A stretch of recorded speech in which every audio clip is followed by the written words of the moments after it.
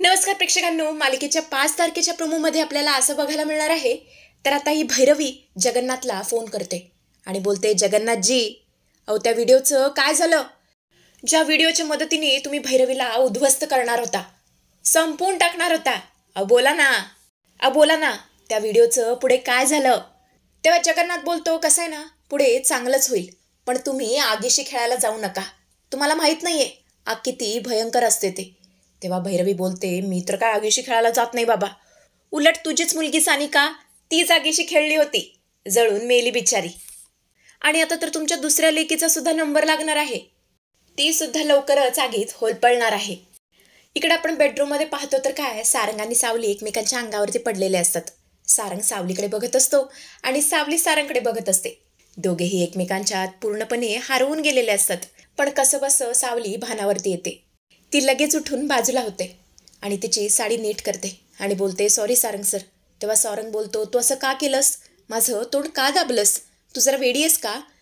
नाही म्हणजे या रूममध्ये कोणी नाही आहे आणि मी काय बोलत नाही आहे याचा तू गैरफायदा उचलतेस का? माझ्या जवळ येण्याचा प्रयत्न करतेस का?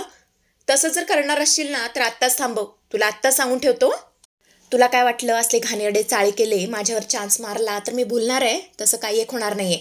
माझ्यापासून लांब राहायचं. तेव्हा सावली बोलते, सारंग सर, अहो आधी ऐकून तरी घ्या. जयंती वहिनी दाराच्या मागे लपून सगळं ऐकत होती आपल्यातलं बोलणं. आणि हे जर तिने घरच्यांना सांगितलं असतं तर सगळं भांडं फुटलं असतं. आणि म्हणूनच मला तुमचं तोंड दाबावं लागलं. त्यासाठी सॉरी, खूप सॉरी. तेव्हा सारंग बोलतो, ठीक आहे ठीक आहे, पुन्हा असं काही करू नकोस. बरं झोपायचं काय करायचं? कारण आपण तर एकत्र झोपू शकत नाही. तेव्हा सावली बोलते, तुम्ही टेन्शन घेऊ नका, तुम्ही बेडवरती झोपा, मी खाली झोपते. असं म्हणतच ती साईडला अंथरून घालते आणि झोपी जाते. दुसऱ्या दिवशी उठल्यावर सारंगला तिलोत्तमाचा फोन येतो. ती विचारते, काय काय मी तुला जे काही सांगून पाठवलंय ते सगळं नीट पाळतोयस ना तू? त्या सावलीकडे नीट लक्ष दे, मला 100% खात्री आहे तिच्या विरुद्ध तुला काही ना काही पुरावा सापडेलच. पण तिलोत्तमाला हे माहीत नसतं की दोघं एकाच खोलीत झोपतायत. तेवढ्यातच त्याच्या खोलीमध्ये सावली येते. कपाटातून त्याचे कपडे काढते आणि बोलते, सर तुमचे कपडे रेडी आहेत, तुम्ही आंघोळीला जाऊ शकता.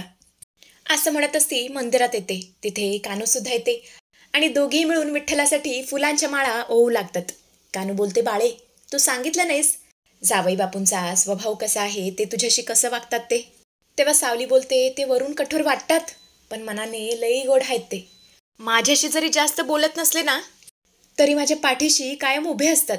जसं माझा विठ्ठल माझी पाठराखण करतो ना, अगदी तसेच ते माझी पाठराखण करतात. आणि हे सगळं ऐकल्यावर कानूला जाम भारी वाटतं. तर आता सीन चेंज होतो. दुसऱ्या दिवशी सकाळी सकाळी कानू त्यांच्या खोलीच्या समोरून पास होत असते. ती हळूच आतमध्ये पाहते. पाहते तर काय, सारंग बेडवरती झोपलेला असतो आणि सावली मात्र खाली जमिनीवरती झोपलेली असते. आणि हे बघून तर तिला खूप मोठा धक्का बसतो. तिच्या तर पायाखालची जमीन सरकते. ती मनातल्या मनात बोलते, हे तर नवरा बायको आहेत आणि नवरा बायको असे वेगवेगळे कधी झोपतात का? एकत्र झोपतात? हे सगळं काय? म्हणजे काल मला बाळी जे काही मंदिरात सांगत होती ते सगळं खोटं होतं. त्यांच्या दोघात काहीच चांगलं नाहीये. दोघांच्यात कसलं नातंच नाहीये. नातं काय, ते दोघे नवरा बायको सुद्धा नाहीयेत. आता मी काय करू? माझ्या सावळीचं आयुष्य बर्बाद झालं.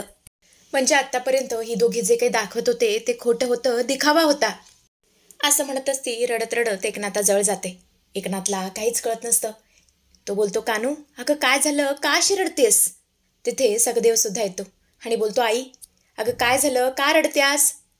आता तर आपल्या सावलीचं सुद्धा सगळं किती चांगलं झालंय. जावई बापू किती चांगले आहे, तिची काळजी करतात, तिच्यावर किती प्रेम करतात.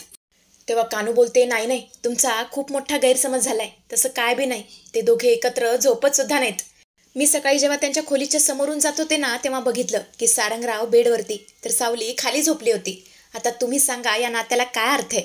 आणि हे ऐकून तर दोघांना खूप मोठा धक्का बसतो. एकनाथ तर हंबरडं फोडून रडू लागतो आणि बोलतो, हे माझ्या सावलीच्या नशिबी काय आलं? तेव्हा सखदेव कानू त्यांना सावरतात आणि बोलतात, असं रडू नका, रडून काहीच होणार नाहीये, आपल्याला यावरती काहीतरी तोडगा काढावाच लागेल. कानू बोलते, ऐका ना, मी काय म्हणते, तुम्ही एकदा चंद्रकांतजींशी बोलून बघता का? कारण कसं आहे, सारंगराव त्यांचंच ऐकतात आणि त्यांनी जर सांगितलं तर कदाचित ऐकतील. एकनाथ ठीक आहे बोलतो आणि चंद्रकांत काकांना फोन करतो आणि बोलतो, चंद्रकांतजी रामकृष्ण हरी. तेव्हा चंद्रकांत सुद्धा बोलतो, रामकृष्ण हरी. काय मग पोरं तिकडं आली आहेत, सगळं ठीक आहे ना? आमचे सारंग आणि सावली कसे आहेत, मजा वगैरे करतायत ना? तेव्हा एकनाथ बोलतो, चंद्रकांतजी अहो काहीच ठीक नाहीये. अहो दोघांच्यात काहीच ठीक नाहीये. अहो जावई बापू माझ्या सावलीला पत्नीचा मान सुद्धा देत नाहीत. अहो नवरा बायकोनं कसं एकत्र झोपायचं असतं, पण ते एकत्र सुद्धा झोपत नाही, दोघे वेगवेगळी झोपतात. आणि जर त्यांच्यामध्ये पती पत्नीचं नातं नसेल तर त्या संसाराला काय अर्थ आहे तुम्ही सांगा, काही अर्थ आहे का? आणि हे सगळं ऐकल्यावर चंद्रकांतला खूप मोठा धक्का बसतो. तो बोलतो, एकनाथजी तुम्ही अजिबात टेन्शन घेऊ नका, मला खात्री आहे ते दोघेही एकत्र येतील आणि सावली सारंगचं मन नक्की जिंकेल. आणि त्यांच्यातला जो काही दुरावा आहे ना तो आपण दूर करायचा. सावली किती चांगली आहे हे सारंगला दाखवून द्यायचं. तुम्ही अशा सोडू नका, सगळं चांगलं होईल, फक्त माझ्यावरती विश्वास ठेवा. तेव्हा एकनाथ ठीक आहे बोलतो आणि फोन ठेवतो. तेव्हा आता सगळीजण त्या दोघांना एकत्र आणण्यासाठी मदत करणार आहेत. तेव्हा आता पुढे गाण्याच्या कार्यक्रमामध्ये काय काय घडतं हे बघणं रंजक ठरणार आहे. सारंग समोर सावलीच्या आवाजाचं सत्य येईल का, हे पाहत राहण्यासाठी चॅनलशी कनेक्टेड राहा.